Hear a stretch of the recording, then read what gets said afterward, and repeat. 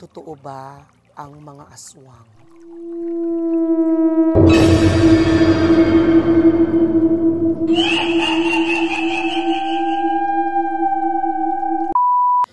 Yes, hello! How are you again, mga kadalive?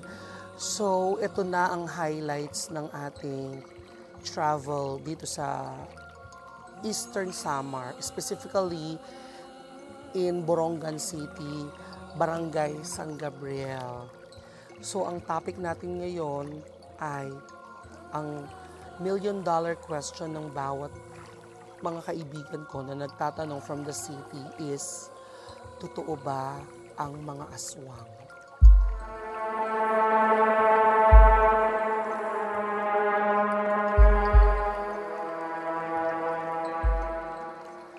Sa ilang araw naming pagtira dito ni Kuya Arnel, mula umaga hanggang sasapit ang gabi, ay naging maayos naman yung aming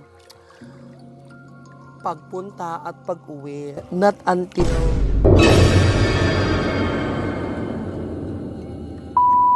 last night, Saturday, mismong araw ng fiesta. The typical na uuwi kami ni Arnel like mga 10, 11, 12. Yung pinaka-late nga namin yung isang araw na umuwi kami ng around alauna, tapos yun yung super lakas yung ulan. Siguro kalahati na kami ng travel ni Kuya Arnel. Nasa kalahati na kami nung aming biyahe. Nang out of nowhere, biglang may tumawid.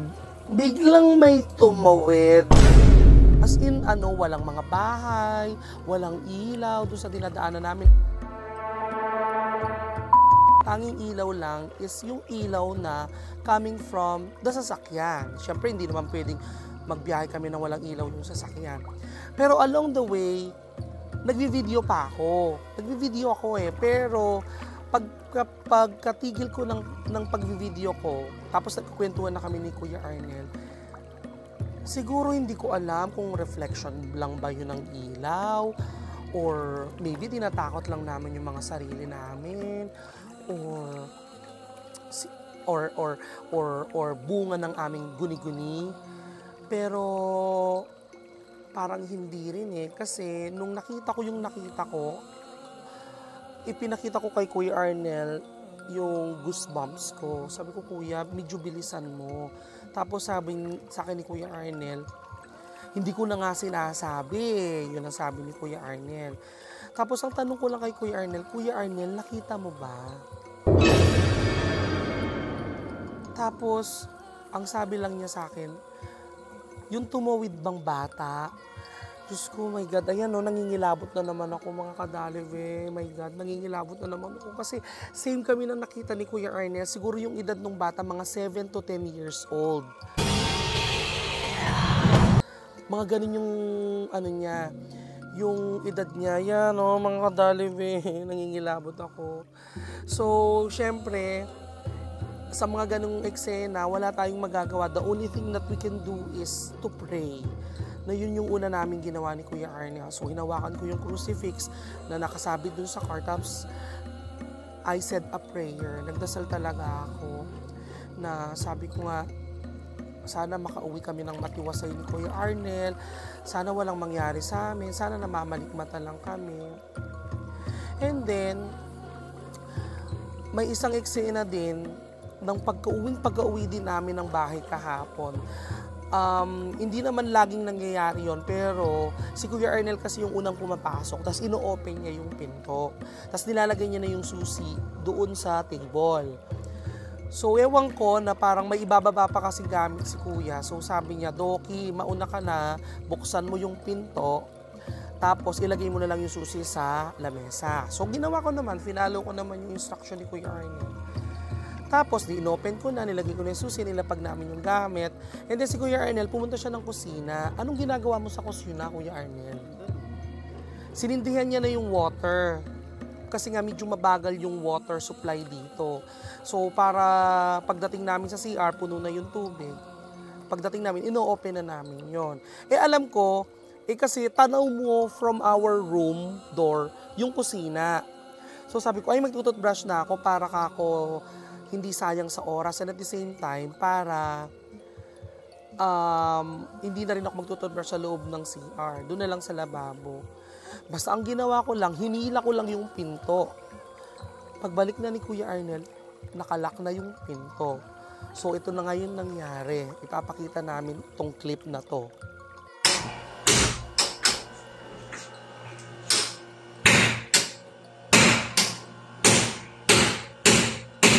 So ayun na nga, sinira na namin yung pinto.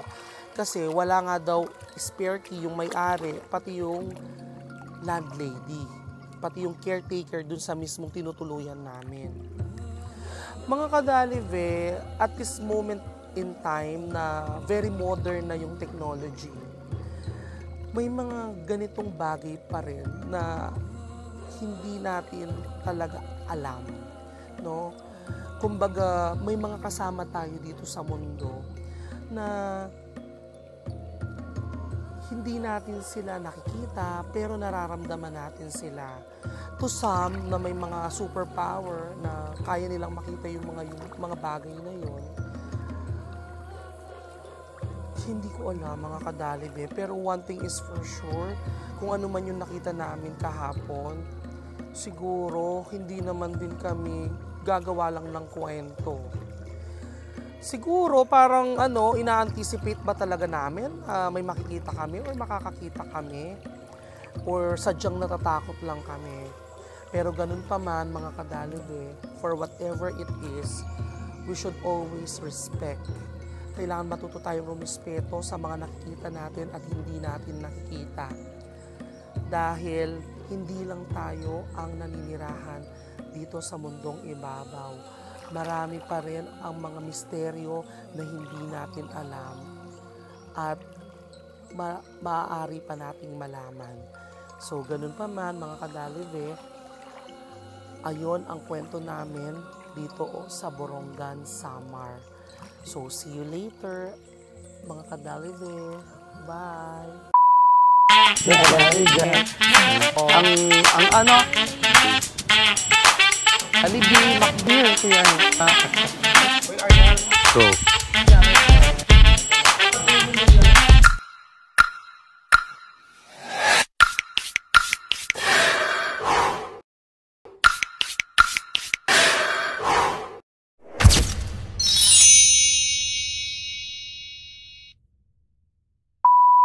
Mga kadalive, ayun yung pinuntahan namin kagabi ni Kuya Arnel.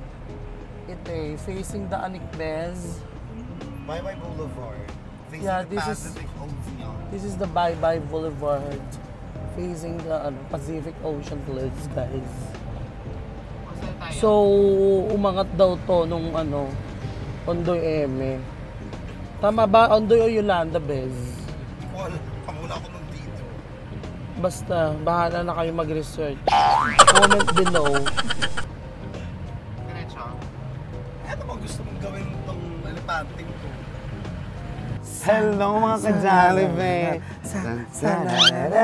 Jari, jari, jari, jari, bye-bye! Tak, tak, tak, tak, tak. Yes, hello mga kadalive! So, nandito tayo sa Bye-bye Boulevard! Bye-bye Boulevard. We were here last night. It's just so happened that syempre paggabi na mga kadalive, wala na tayong makikita. Kasi Yes. madilim na. And walang masyadong tao, di ba, Bez? Yes, so what can you sir. say about the Bye-bye Boulevard, Bez? This is the Pacific Ocean. Yeah. Ito actually, itong boulevard yon, doon ginanap ang swimsuit competition ng Miss Earth Philippines 2024 noong nasa Boracay tayo. Ah, talaga? Noong April 23. Eh, di ang daming tao nun dito, Bez. Yes, best. Dito, ito, kung makikita nyo, medyo maraming mga, ang tawag dyan? Coconut Mga nyog. husk. Yes, coconut husks. Kasi, di ba, kakabagyo lang. Yeah. So, yung mga from, ito yung pag inano mo to, Bes, yung river na yan, ayun yung from Nagbac River. Ah. Ayun yung loom. Yun yung katuglong. Yes, ay, di ba yung pagtatagpo ng ilog sa Oo. dagat? So what do you call that? Anong tawag doon? Hindi ko alam. Kaya nga tinatawag nung Anong kita. tawag mo doon? Madam Marian? Madam Marian bilang isa sa mga tourism officer ng bayan ng Borongan Borongan. City. Oo. Ano ang tawag doon? Like ano bes, like yung there are particular fish like I think salmon. Oo, meron dito, di ba? Parang hindi ko alam, parang I don't know please correct me mga kadalive. Comment below kung paano ba like they will start sa seawater and then once they reach adulthood they will transfer themselves sa streams, yes. Dun sa mga water na ano bes na ano ba yun? Ang maganda dito Fresh water. Tanong natin si Elden kasi siya ang agriculture student but he's far away from us. So, Elden! I-research niyo na lang po. Oo, para maging ano, I mean like maging trivia din sa ating mga kadalive. Aside from being maging ano siya, interactive yung ano natin. Oo. Anong masasabi mo naman ba sa simoy ng hangin? First and foremost, ang simoy ng hangin is very serene, very fresh, very malakas makaamoy ng isda, ganyan. As in, mararamdaman mo talaga yung tinatawag ka ng kalikasan plans. Ano yung mga isla na yan, Bez? Like, may bayan din doon, Bez? Bez, may bayan din ba doon? Ayun yung Ando Island na dapat nating pupuntahan. Mga isla yan, di ba? Oo. Urals of Islands. Di ba ang Philippines nga ay isang archipelago composed of 7,130. Hindi na. Ilan na? 7,000. 1 billion. Magkano na ba? Ay, magkano? Ilan? Ilan na ba, guys? Mga 7,700 something na. Island. Yes. So, piliin mo Rin ng ang Pilipinas. And then, yeah. Ayun yung dapat pupuntahan natin na hindi lang nag-materialize. Kasi, Because we are so tired Oo. and we are so... At saka tatawid pa din kasi, wala silang biyahe paggabi. Bes, anong dito? Nasaan ang Pantalan? Ayun ang Pantalan. Yun ang Pantalan. Hindi na siya nag-work ngayon, di ba closed na yan. Kuya Arnel, paki-zoom mo nga, ipakita mo sa kanila where is the Pantalan. Nung high school ako, So that's the tambayan yan ng mga Pantalan. yes, tambayan ng mga magjojowa. Diyan sila Diyan sila nagsusulat-sulat. Ibig sabihin dito, walang mga cottages. May cottage, yung lang, ayun Kuya Arnel, pakita mo ang paggabi kasi, parang Baywalk style siya, yung mga ihaw-ihawan, tapos mag-inuman. Diyan lang. So, okay. Makikita naman ng mga kadalive natin yun kasi naipakita namin siya kagabi kasi naglakad kami. So, ito yung itsura niya, mga kadalive sa umaga. Yun nga lang, hindi siya katulad ng sa Boracay na white sand. And at the same Pero ito, time, fine din naman ang sand. Fine din naman din ang sand, Kuya Arnel. Tapos halika dito, Kuya Arnel, pakita natin yung mga yan. Yan yung mga pinagbutasan ng mga crabs. Yesterday. Diba, Kuya? At saka best, kasi di ba kung mapapansin mo, medyo malakas yung agos. Oo, yung alon. malakas yung hampias ng alon. Dito din ginaganap, parang may annual surfing competition dito. Aside from Siargao? Aside from Siargao. Di ba Siargao is known yung for... Yung asawa ni Andy Eigenman. Yeah, si Like ilang beses na siya sumali or nag-champion dito. Philmar. Yes. Yeah. Tapos, ayun, nag-spend talaga sila ng a lot of money for that. Kasi parang I'm not sure if it was last year or it was this year na 1 million pesos. Ang grand prize. Grand Prix. Yes. For real. So, mga kadalive, ganyan lang siya. As in, very open lang. Yan, mga ganyan-ganyan ang atake niya. Open. Tapos tignan nyo, ang lakas talaga, oh.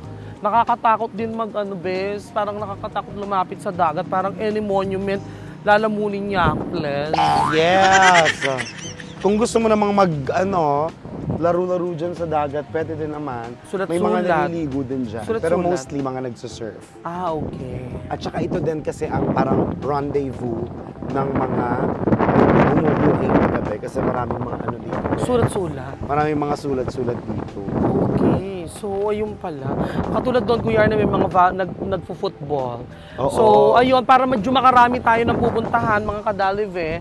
So, tara na, samahan nyo kami. Susunod naman namin sa ating next destination is yung mga church. Ay, yung church. Para tayo makapag-pray. See you later, mga kadalive. So, mga kadalive, ito yung full stretch nung pinuntahan namin last night ni Poyang Arnel. Mahaba pa to. Gusto mo ba baybayin natin sa dulo? Sige, Kuya Arnel, baybayin natin. Ayan, Hanggang sa dulo? Nagtitinda ng Mahaba yan, barbecue. kasi mahaba talaga siya. Yeah, even it's mahaba, bes. Ang drama naman is, hindi lahat may nagtitinda. Kahapon parang konti na lang yung nagtitinda May eh. street food din dyan. Ayan, Oo yung mga, nga. ayan, yung mga kwek-kwek. Ayan. Bes, parang gusto ko noon. Bili tayo. May natikita. Okay, mas kamura. Kamura pala makamukha Ayan na o, rin. may mga nagde-date, Helmet. mga kadali. Ayan o, wala ka din naman. Ayan. So, kung anay la talaga. Chika. I love Borongan. Ayun o. I love Borongan. So, ayan mga kadalibe, kita nyo ba? Ang daming bilihan ng mga street foods. Ang daming mga... Ay, dito kami bumili ng chicken. Ay, dito kami bumili kagabi. Try me. Try me, please. Cathedral Parish of Our Lady of Nativity.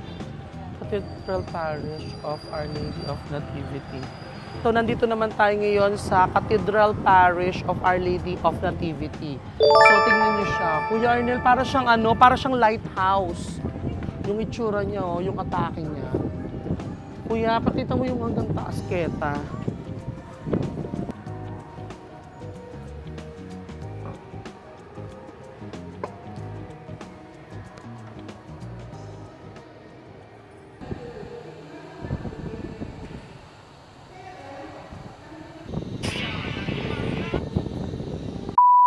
So mga kadalive, lagi talaga yung mga fast food chain like Jollibee, McDo, Mang Inasal, strategic locations talaga. Tignan mo, oh, Mayang, di ba nasa harap lang siya ng Yun church. na. Tapos ayan na yung Mang Inasal. Dito na yung, pagkatapos magsimba, magkaon sila, no? Tapos Kuya Arnel, meron din silang Borongan Animal Clinic. So mga kadalive, ayon, nakapagpa-reserve na kami ng aming sasakyan mamayang 1 AM kasi yun yung namin, pag-alis. Tapos, nakapunta na rin kami doon sa Baybay Keme. Ngayon, punta muna kami dito sa Jollibee. At dito kami kakain. Sige po, shout out. Shout out Tyrell. Pakita mo si Kuya. Tapos bibili kami ng odong, tapos magbi-milk tea, tapos kukunin namin yung mga pina-order naming moron. Hello po! So dito muna tayo sa Jollibee, antayin natin sila. Order muna kami mga ka-Jollibee. See you later. Bye! Arnel Kenny. Dito na lang tayo. Ayan. Bidang Alam mo, napaka-nostalgic sa amin ng Jollibee. Ay, Shout oo. out kay Doktora Sklainly, Christine Rose Lazaro. Lazaro. So, kasi nabuhay kami sa kanya sa pag-ano namin dito. Siya yung nagpapakain sa amin. Oo, meron. Hindi naman libre yan, bes. Ano ka ba? Ba't meron pa? Yan. Tig-isa-isa lahat tayo. Ganito. So mga kadalive, nag-order kami ng burger steak. Siyempre hindi tayo mawawala ng extra sauce, fries. May na rin sila chicken nuggets, no? Tapos cheeseburger, spaghetti, tsaka yung nila, ubi kineme. Yan. So mga kadalive, dyan muna kayo, kakain muna kami ha. Bye! Okay. 6?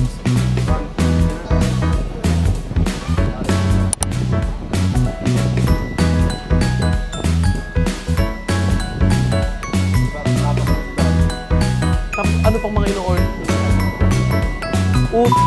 Yes, hello mga ka-Jollibee. So nandito kami. Anong pangalan ng tindahan? Franz Chadel Grocery Store. So ito yung mga sikat dito mga ka-Jollibee, yung odong. Sombrero Kineme. So bibili ako nito. Masarap ito sa sardines. Tapos lalagyan mo na kilimbo na. At saka ano pang binibili mo, Bes? Ano yun, kuya? Yun. Patingin. Ayan. Fiesta beef loaf. Ayan. Ito daw yung mga sikat dito. Dito lang daw to. Sa Eastern Samar. Sa Cebu. Okay, 10 yung malalaki. So, dyan nakabili na rin tayo ng ano, Des, no? Bakintol. Bakintol. Yes. So, yun yung mga papasalubong natin sa Manila. So, see you later mga ka-Jollibee. Yung mga bibilin pa kami.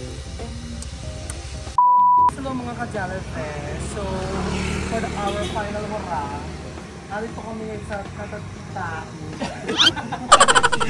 Tata-Tea. So, tikman natin kung ano ang lasa ng tea dito sa Manila. Sa Hongkong. Dahil, ano ka na, burong cake na. Hindi burong ka. Tara na, pasok na tayo. So, mga ka-Jollibee. Ay, ang ganda ng mga upuan nila, Kuya Arnel. So, very aesthetic.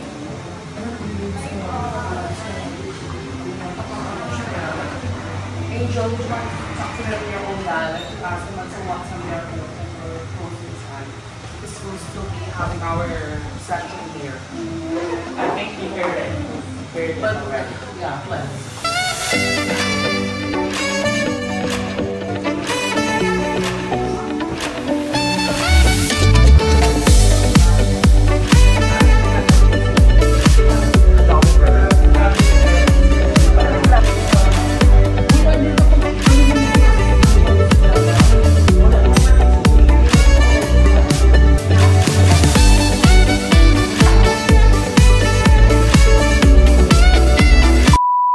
Yes, hello mga ka-Jollibee. So, nandito tayo ngayon sa Tata-Tea. So, what does Tata-Tea stands for? It doesn't stand for anything. It's just the name of the shop, of the cafe. It's the name of the what? Of the owner? Kid of the owner? Or what, Bess? It doesn't stand for anything. It's just the name of the cafe. Ayun mga ka-Jollibee, so nag-order kami tapos hanggang mag-closing time dito na kami. Parang Starbucks man gid. Hanggang hindi nauubos yung drinks, hindi tayo aalis. So this would be our last hurrah for this season. Yeah. Aalis na kami mamaya ni Angel. Anong oras alis natin, Neng? 1 a.m. So, eme. You already know all the labyrinth places. The labyrinth. We do. What number? 678. And pagdating pa namin sa Manila, may mga bibilhin pa kami ni Kuya Arnel. Punta pa kami ng saan tayo punta? Quiapo at saka Santa Mesa. Naka-park and fly. Mga ka-Jollibee, bibigyan namin kayo ng isang makapagbagdamdaming review kung ano ba ang lasa ng Tata-Tea. So mga ka-Jollibee, we're still waiting for our order. So mamaya namin i-review again. So see you later! So nandito kami ngayon sa Tata-Tea. So kayo ko naman sabihin kung masarap o hindi. Kasi kitang-kita naman. Wala yung laman. Parang gusto ko pa ng round soup. So, ang babait yun na ate. Kuya, ano yung papagkain mo sila? Hi po. Hi po. So, thank you mga ate. See you soon. So, mga ka-Jollibee, uuwi na kami sa aming tinitirhan. At kami ay mag-iimpang pa. At ay, sabi ko nga, ay aalis na kami mamaya. So, ingat kami later ako, si Angel at si Kuya Arnel. Papunta kami ng Tacloban Airport.